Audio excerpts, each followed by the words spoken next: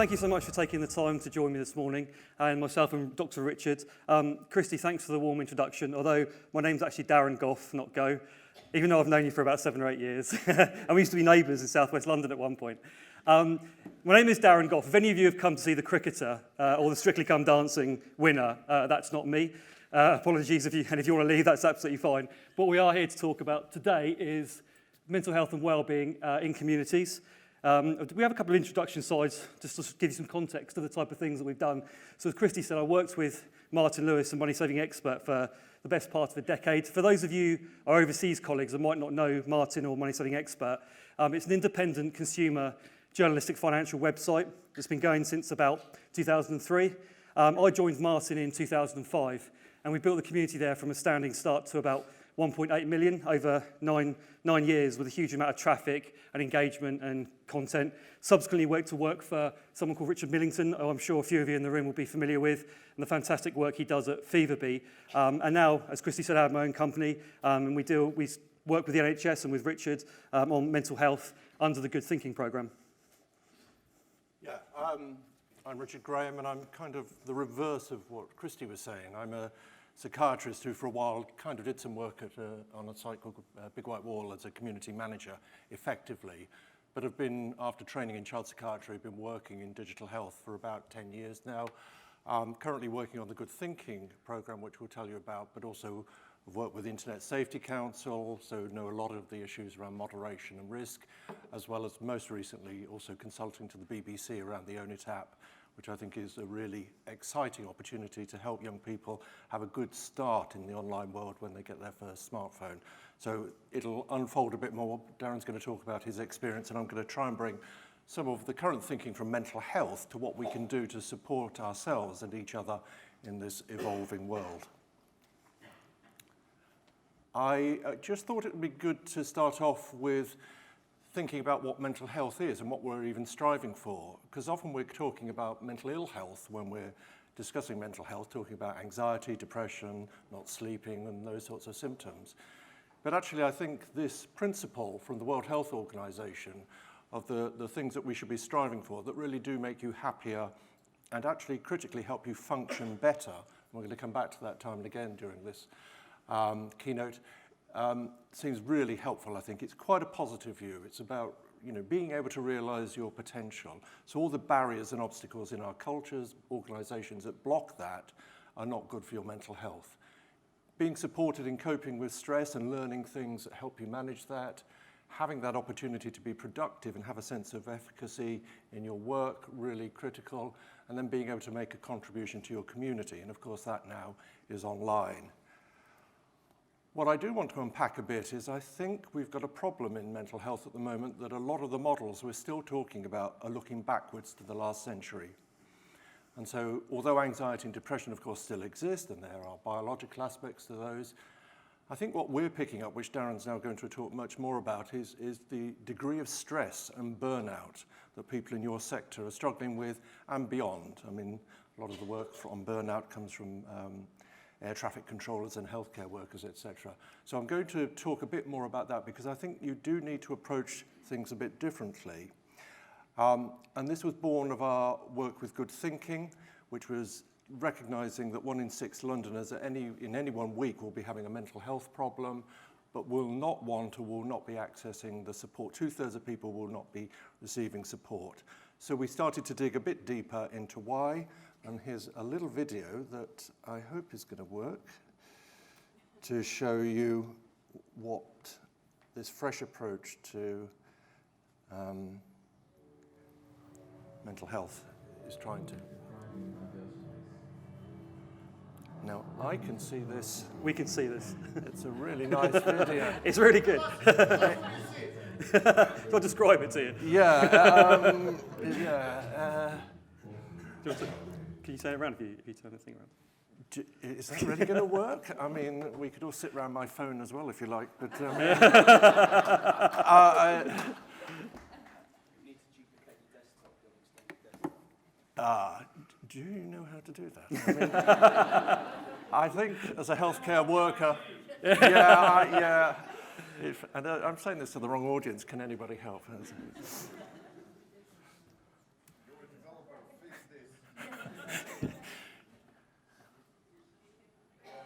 See, not so easy, not so easy. Right, yeah, let's go right back. Right, here we go.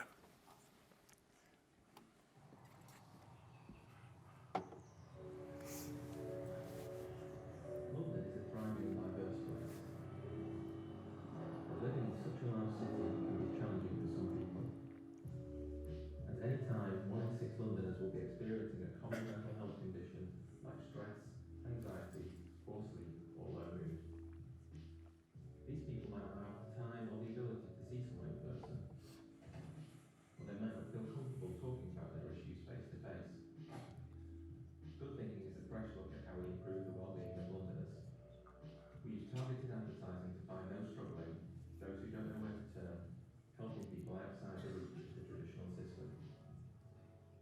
By directing them to our website, they can access over 100 sources of support and a variety of resources, all approved by the NHS and most free to Londoners. Answering 4 quick and simple questions provides personalised recommendations and support for their well-being. They can also choose to do an in-depth self-assessment for even more tailored support. This help is available without any waiting, including 24-hour urgent support contacts for those who need to talk to someone immediately. Over 250,000 people have already benefited, with the use of our app seeing a significant improvement in mood and a reduction of anxiety symptoms. Head to good-thinking.uk to find out more. So that's the sort of principle of something accessible for everyone and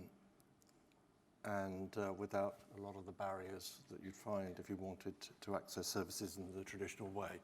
We're going to be saying a lot more about the apps and some of the thinking around self-assessment after Darren's described a bit more about this perspective of why this has become such an important part of our programme.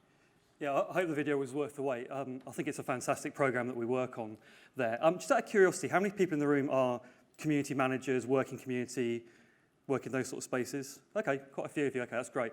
So I want to talk a little bit about sort of the history of how I got into this and why I think mental health is so important. So during my time at Money Saving Expert, the first couple of years that we had started, the community was really a bolt-on. It was a piece of free software, and we thought if a couple of hundred people turn up and talk about money, that would be great. And over the first few years, it was quite manageable. We went through the hundreds and the thousands of members, and that was all great. When we got to about year 4, year 5, it started to have the hockey stick appeal. So the community grew quite quickly, and what happened was a lot of people we started to notice were talking about mental health issues. So much so that I came in one Friday morning to a handwritten letter, which even back in sort of 2008, 2007, was quite unusual. And the letter was from a single parent who'd written to tell me that 2 years previously, they'd got to a point where their financial debt was so bad that they actually decided to put their child into care and commit suicide. And this is about 9:01 on the Friday morning. So at that point, my heart's beating, my blood goes a bit cold, and I have to go out and sort of put this into context. And I was worried about reading the rest of the letter, but actually the letter was an optimistic letter, and what they'd said is they'd found our community through a word-of-mouth recommendation the 2 years previously, come to the community and found not just information and knowledge to help them get out of debt, but also met like-minded people who had been through similar situations, who could empathise with them and help them with their emotional needs. When we started to think a bit more about that, we did some work with a group of communities in the UK, Mumsnet, the Student Room, the Guardian, people like that. And we found that with all our communities, mental health issues were being talked about, and not necessarily on the surface, but when you started to delve into the community, you could find these substratas of conversation.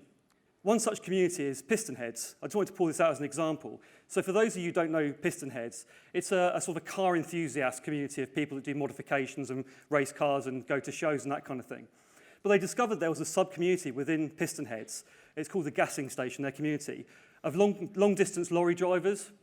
And these people were doing considerable distance in their lorries, arriving in places they didn't know, meeting people they didn't know, spending a huge amount of time away from family and friends.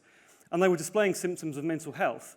And not just that, the effect on their bodies was huge, but they'd broken down geographic boundaries and found other people that were sharing similar symptoms and were able to talk about it. But when we talk about communities, I think there's 2 things we need to focus on.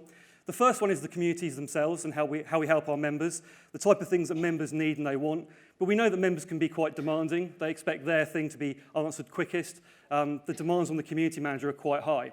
And I think also we need to pull out the role of the community manager. In my experience, there are some great people out there doing work around building community structure, But not enough is done to support the community managers themselves and their mental health needs. Community managers find it very difficult to shut off. They find it very difficult to leave their community alone. And ultimately, they're burning out. And that really scares me. Community in its current form is only, I would argue, about a 10 to 15-year-old profession. We can argue about timeline, but it's relatively new. And these people are not just leaving their jobs, but they're leaving the industry as well. And that's a really scary place for us to be. And we need to do more to support these. And by the way, if any of you are about to start a community or have a small community or are growing a community, invest in community management. One of the biggest paths to failure I always see is that people spend huge amounts of money on software, and there's some fantastic software out there. There's some representatives in the room. And they spend very, very little budget on the actual training and support of the community managers themselves. So ultimately, the communities fail. If you take one thing away and you just do one thing, if you're going to do community, invest in the people that run community. Otherwise, you're setting yourself up for failure. I think this is your my special slide. moment. So anyway, when I talk to a lot of community managers, this is the kind of reaction we get a lot of the time, is hallelujah. So many community managers feel so isolated, as Christy mentioned. I wrote a blog last year called The Lone Ranger Community Manager, just talking about the effect of isolation on community managers. Too often they don't know where to go, they don't know where to find the information, and they're also curious to know whether other community managers are suffering in the same way that they're suffering. So just have this revelation that there are other people out there that are going through these same sort of challenges. It's hugely important and just gets the conversation started. Are you going to talk about the feedback? Or You can talk about it. Well, perhaps we'll come back to that. So, well, actually, no, it is relevant at this point, isn't it, that in your conversations with community managers and some of the roundtables that we've held with them, I mean, what we were finding, and this kind of really changed my mindset, was that people working remotely, you know, at home a lot of the time, were getting so stressed, finding it so difficult to switch off, and actually finding it very difficult to connect with others in the same situation. So these are some of the sort of quotes that we got from the community managers talking to us about these challenges. And as I say, it led me down a particular path of thinking about what we could do then.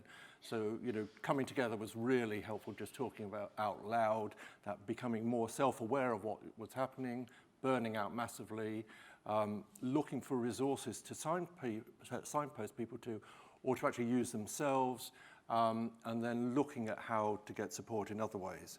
So I got interested in this, and you'll be very familiar with this type of model of how the working world has changed. And lots of things should, in theory, make working life easier, working remotely and having greater flexibility, and of course in many ways it does. But there are challenges. Now, a lot of the work on stress has focused on organizations, working relationships and practice. We did a good thinking partner with Fresh Egg, who did some social listening, they're Google partners. Obviously, there are lots of other things that are stressful. These were just from Londoners searching for mental health support online, often issues about work, being unemployed, money worries, so money savings expert, absolutely in the right place. Lots of issues about the local community and the stress of living in London with its different challenges. And then relationship issues. So not everything is about work. But what I was thinking about was this sort of, and I'd done some previous work working with gamers, teenagers who would be playing World of Warcraft 36 hours at a time and so on, about how we understood that. And the model of addiction kept being used. But in a conversation with Nicola Millard at British Telecom, who's a fantastic person if you ever come across her, she introduced me to the concept, an old one, of technostress, and how the way we're interfacing with the technology itself may be playing a part in terms of some of the stress of the work. So there's techno overload, being forced to work faster and do more work, being able to, the techno invasion, being reached everywhere you are at any time, and of course working with teams across different time zones adds to that. The complexity of the technology, learning and understanding new applications, the insecurity, short-term contracts, not knowing really at what point technology might replace the work you're doing, and then this uncertainty about how this whole space is evolving that keeps us all sort of on edge, not really knowing what will happen next. And that took me further down the road then of thinking about burnout. And as I said, burnout was something that was first described in the 70s following research, first of all, on air traffic controllers in the late 60s, when people were traveling much more. The air traffic controllers really, and a lot of these were ex-military, who had experienced a theatre of war, were being stressed out by the work. And until there were some mid-air collisions, there was no change to their working practices. And it related to a massive increase in traffic, to new technology, also monotonous automated processes that were actually not satisfying, yet very challenging and risky if you didn't complete them. So lots of things came together to really stress out those individuals. And they developed they changed in a way in 3 particular ways that seems to be core to this concept of burnout, which is now thoroughly researched, and it might be something that you would recognize in yourself or others.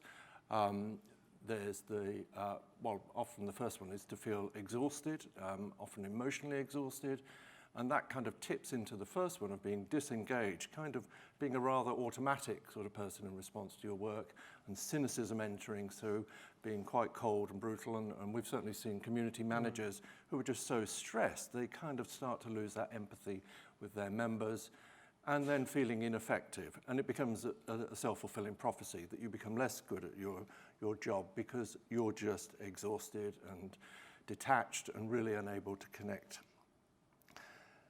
One of the things I wanted to bring, I thought, I don't know how many of you, when thinking of the phrase self-care, will be thinking of Gwyneth Paltrow or so on. And I know it's one of the most searched terms on Instagram. But there is actually a lot more research coming now from Scandinavia. I think this is tentative, and I don't think as yet this is so sort of repeated through research around the world. But there are some pointers to the fact that both stress and burnout can lead to brain changes. And one of the interesting examples from Scandinavia was that the part of the brain, the amygdala, which is strongly associated with fear and sort of aggressive emotional processes, is enlarged with people who have burnout. And so if anything unpleasant happens, and psychologists like to do these sorts of tests where they kept playing them loud noises to startle them, they would stay distressed for much longer. And that wasn't something they could control. And if one looks at the world of online communities and the hate and the trolling and so on, maybe some of those people are stressed out in quite a different sense and just not able to moderate their responses. More worrying, perhaps, is those connections in the grey matter also thin with stress and burnout. So you actually are changing your brain in a way that is going to be less productive. So there's accumulating evidence that stress is neurotoxic, that it actually reduces those connections in the brain, enlarges certain areas, it makes it more difficult for you to control yourself, and probably makes you more cynical at quite a biological level. It's not all bad news, though, because in the same part of the world, Scandinavia, where you can go to your doctor and get treatment for stress and burnout, there are studies using psychological therapies, CBT, cognitive behavioral therapy, one of the most common ones now used, and that underpins our work at Good Thinking. What was really interesting about the therapy was that the therapy that improved your sleep quality and sense of effectiveness was actually better at treating burnout than behavioral activation, which is kind of doing the rewarding things that make you feel better. And actually, the relationship with the therapist didn't seem to matter much at all, which is always a downer for therapists. So, really making sure you're getting a good night's sleep is a really good way of approaching this if you are starting to feel tired and exhausted in a way that's beyond sort of ordinary fatigue. The CBT was also good. There's something fundamental about losing contact with yourself and your own needs that is core to this experience. You kind of robotically continue regardless. I don't know what the right phrase is, but it's kind of like overclocking yourself, I guess. So monitoring your activities and moods, and that's where self-assessment is helpful. Prioritizing and scheduling tasks and making them small and manageable, of course, so you can get that positive feedback. And really staying in touch with how you're feeling, again, not ignoring yourself. And some of the positive things that we were seeing in the last presentation that you can do are also good for challenging, because people often struggle with feelings of guilt and anxiety about caring for themselves. I won't go on for much longer here, but There are other bits of research, so there's CBT, mindfulness CBT that we'll come back to shortly, and things like yoga could all equally improve. So we're still learning, and I suspect all of us will have different sort of approaches to what would really help us, but you need to put the time in. And if you go back to the thinking about what's happening to your brain, you might want to prioritize that as much as you do going to the gym. The other thing that might be helpful, it doesn't have to be all massive amounts though. These micro pauses where you're in touch with how you're feeling just each day for a bit is something that can still make a difference. So that's where perhaps apps like Headspace do have a role. Yeah, I just want to talk a little bit at this point about big data. Now, I'm in a room full of people that I assume understand big data far better than I do. And big data has been incredible over the last sort of 10 to 15 years in terms of the way it's allowed us to interact with our audiences, with our customers, with our members, and give us insights we've never really had before on a large scale. And it's shown a lot of trends and things that we've learned from. We're able to do incredible things. In my view, I think big data has gone a little bit too far the other way at the moment. And I think in the last couple of years, we've actually lost touch with the value of connecting people on a one-to-one level. I think there's a tendency sometimes, when we look at our communities especially, that we treat people as numbers and not individuals. The NHS have a term which I think was more prevalent in the 80s and probably 90s called bedside manner. And I think just remembering sometimes that the value we put on members when we interact with them on a one-to-one level needs to be blended with the approach we have to data when we look on a larger scale. So I want to pull out an example of this from my days at MSc. This is a personal message. It's pretty standard. It's not new technology. It's probably baked into most of the platforms you all use. But when we notice people in our communities getting either upset or irate or behaving or giving behaviours we thought were out of kilter with usual, before we got into any moderation or started to go through that process, we would send them a personal message. And the personal message was pretty much the same thing every time. And it just said, hey, we've just noticed don't seem yourself at the moment. We want to make sure you're okay. And, is there anything we can do to help? I reckon in about 80 to 85% of the time we sent this, we got a reply along the lines of, hey, Darren, or whoever the team member was, thanks for reaching out. And then there'd be an issue. My dog's at the vet. I'm having trouble at work, financial problems, whatever it might be. Just thanks so much for actually reaching out to me and connecting. And we found that the result of that was the behaviour almost instantaneously changed on the community in the positive. And also these people became brand ambassadors for us. Overnight, they would pretty much be the people that were, through word of mouth, through the community, were talking about the good work that was being done on the community. And I think also what it does is it removes the community manager facade, that avatar that we have, that actually we're some sort of like automated chatbot behind the scenes. It's important for people to remember also that we are real people, we have emotions, and connecting on a one-to-one scale is something that I think we need to do a lot more in our communities, and I think the value you'll find from doing that and blending it with a big data approach is really going to help move your communities forward. So just very quickly about the Good Thinking programme and what we've done so far. So as Richard mentioned, we ran our first roundtable back in Easter, March, April time, and we brought together about 30, 35 community managers, from various community sizes and spaces. And by the way, the work we do isn't just focused on big brand communities, big business. We also do a lot of hyper-local work. So whether you are running a brand community, and I imagine most of you in this room probably are, or whether you run a community of 15 people that enjoy yoga in West London, these things are all relevant as well. Richard and I met someone at a Facebook event, I think, wasn't it, back in January, that was running a beauty group on Facebook. And it was just a passion project, and it had grown to about 35,000 people. And she was finding that a community she never thought would be controversial, volatile, argumentative. As cliques started to form, and most people in the room will probably identify with cliques happening in community, people that were formerly just sharing tips and being positive were now arguing with each other. And for the community manager, she was now having to deal with these things out of hours. She was waking up at 4 in the morning. And it's a great example, again, of how we need to apply this stuff to every type of community, not just big branded communities, but to learn, and for Richard and I to get insight from the stuff that people do. The other thing we're doing is we've got a community manager association. It's a private space with our partners, Giants Technology. And it's just a space where people can come, the community managers, to meet other like-minded community managers, to share stories, to share problems, hopefully to find solutions. And for the work that we do at Good Thinking, it's really important for us to be able to learn directly from people that are doing this work. So if anyone's interested in joining, there's nothing in it for us other than we want to hear from people. It's free to join, completely private. We'd love to see you there. We'll put the link up in the deck. Yep. So just going forward, what we're doing with this information that we're taking is we're building resources that can help community managers. We want to train community managers in how to deal with mental health in their communities. We want to give them things they can do to signpost members towards the right resources. And these are all things that we don't think exist currently. That's what it looks like, in case you're curious. So some of those tools, going back to the thinking about burnout and self-care, are also about understanding yourself and how you're doing.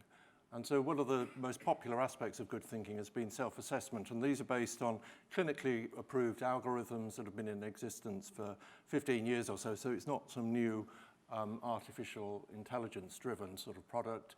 And one of them is the stress assessment. It's a bit organisationally sort of focused, but it does give you ideas, and we are finding that when people do that, and it's almost like a micro pause where you are doing something for yourself, giving yourself a checkup, it's a helpful way. You can also do this for someone else. So that could be someone in your community, or it could be a colleague. And the assessment, or a partner for that matter, because lots of people go online looking for help to support partners and family members.